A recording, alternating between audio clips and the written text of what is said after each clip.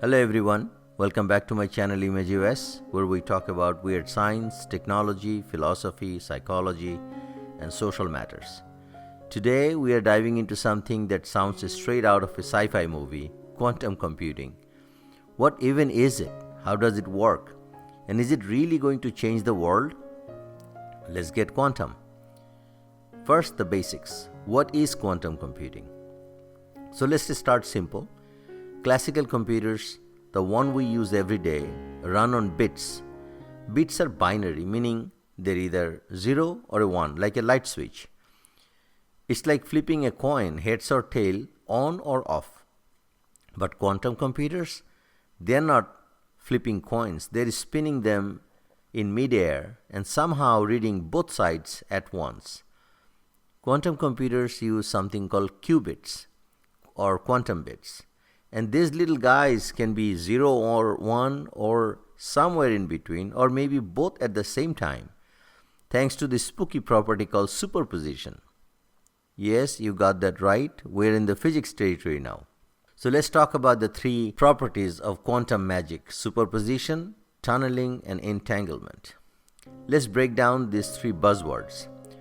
Superposition means a qubit isn't just in one state like 0 or 1.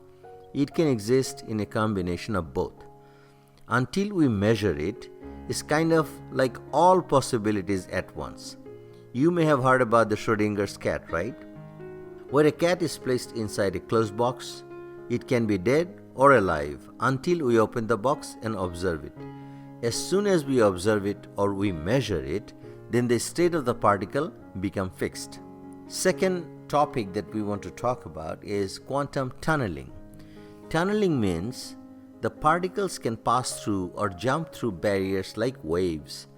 One of the biggest examples of quantum tunneling is our sun, where fusion happens and we get the sunlight. This tunnel doesn't mean creating a hole or a tunnel. It simply means there is a probability or possibility that the particle can be on the other side of the barrier. And the third strange and weird topic that we want to discuss is quantum entanglement, the weirdest long-distance relationship in physics. Two qubits become linked so that no matter how far apart they are, changing one instantly affects the other. Einstein called it spooky action at a distance, and honestly it is. And this distance could be galaxies apart or next to each other. But as soon as you make a change into one of the particle, the other one will be instantly affected. These are the three properties that makes quantum computers solve certain problem in an entirely new ways. So let's talk about the real world impact. How would quantum computing really make our life, different? And why should we even care? Well, quantum computer could revolutionize industries such as cybersecurity. It could break the current encryption method and also create new unbreakable ones. Remember, I told you that once we observe it, the state of the particle is changed, or you can say locked. So cybersecurity, or when we said encryption, from a data going from A to B, if someone tries to observe it in between, instantly the state will change and the encryption will not work. So that's why it is very important to understand how quantum computing can change the data safety and security for us. Second is research and prototyping. Quantum computing means at the same time we can do calculation that would take years or even millions of years using classical computer. We can do that simultaneously in a matter of minutes or even seconds. So we can simulate new materials. We can also do complex molecules for faster drug recovery in the medicine world. We can calculate optimize the portfolio way faster than today's technology in the finance sector. And we can even do modeling and solve climate systems more accurately. So quantum computing is not just another computer, it's a classic computer, or the kind of computer that we see, which is based on 0 and 1 or binary. Quantum computing is an entirely new way of computing. However, Quantum computers today are in a very noisy phase. They are very powerful, but they are very unstable. Still, companies like IBM, Google, and startups you probably never heard of are racing to build what's called quantum advantage, where a quantum computer actually beats a classical one at a useful task.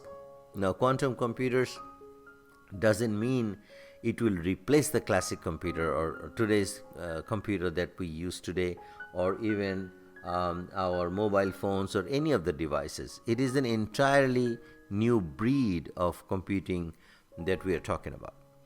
Now, there are a lot of challenges, so don't just throw your laptop away in the windows just yet. Quantum computing is still in its very, very early stage. We are talking about technical hurdles like keeping the qubits stable. They're incredibly sensitive, and correcting the errors, because quantum errors are a whole different beast. It can have impact using microwave, it can have impact even using any kind of a device in the vicinity can change the data in quantum computers. And also scaling up. More qubits means more power, and that also means more noise. So it is not easy to build a quantum computer just yet.